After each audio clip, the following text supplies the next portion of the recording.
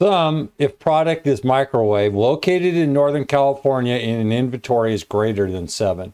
Otherwise, leave blank. Brad Williams, XL Prime. This is just a simple if statement. Nested with a sum.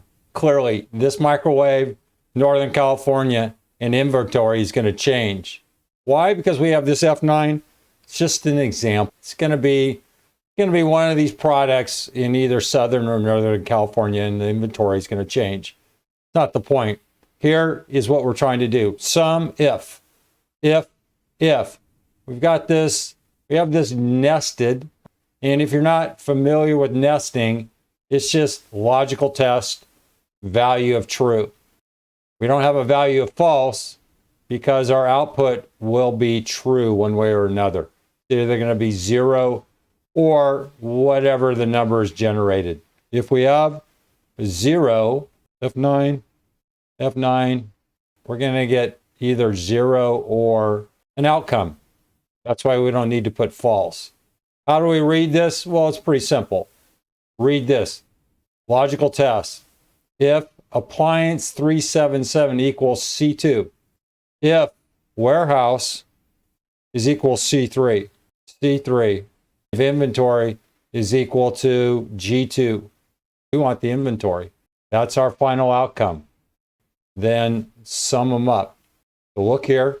You see a refrigerator in Northern California? Go through here visually. No. Hit F9. Hit F9. Hit F9 until something pops up here. Here, what do we have? Microwave. Microwave. Then we have Southern California. Well, just go microwave, Southern California, 15. Got it? Now, what about if there's duplicates? Let's look. Dishwasher in Northern California. We have dishwasher 8, and we only see 1. Nope. Dishwasher 8, and then dishwasher Northern California. The question is, why, if this is a sum, why is this sum, why is it not counting the entire inventory? Great question. Well, if we look, our logical test equals C2. And then we're going to have logical tests for each one of these. Logical test, then logical test.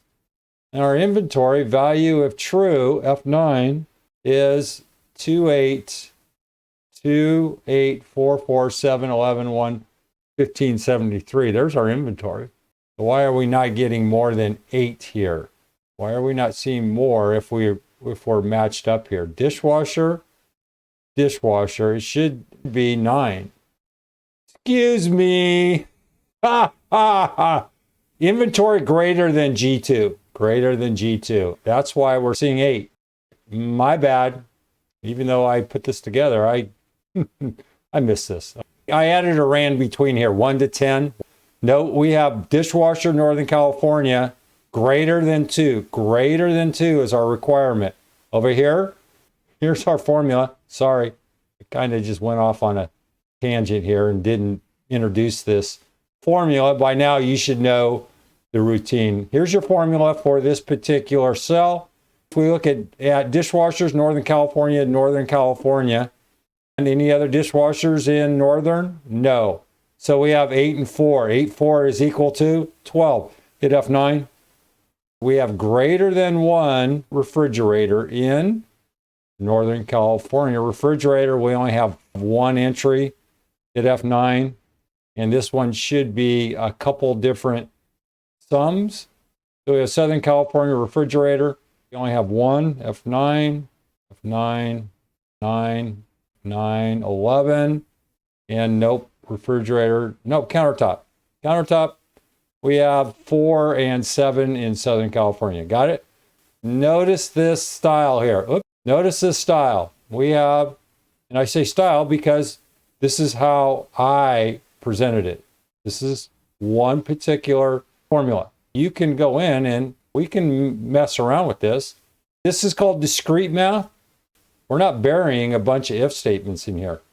We're not nesting this thing. We are using this. It's actually multiplication, but it's an and. If we put pluses here, it's or. It's implied. And we're doing the exact same thing. We're getting rid of this nesting. All right, your style, whatever you like. Here, logical test. See if true, logical value of true. So in other words, we have to pass this test. And if we do, inventory 377. We're going to sum those up. This is clean.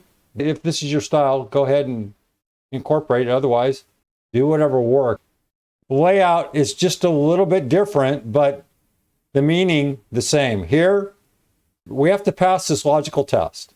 This data up here is exactly like the previous example, except for we remove the nesting. Appliance, if appliance 377 is equal to C2 and warehouse 377 is equal to C3 and inventory is greater than G2, then sum up the inventory.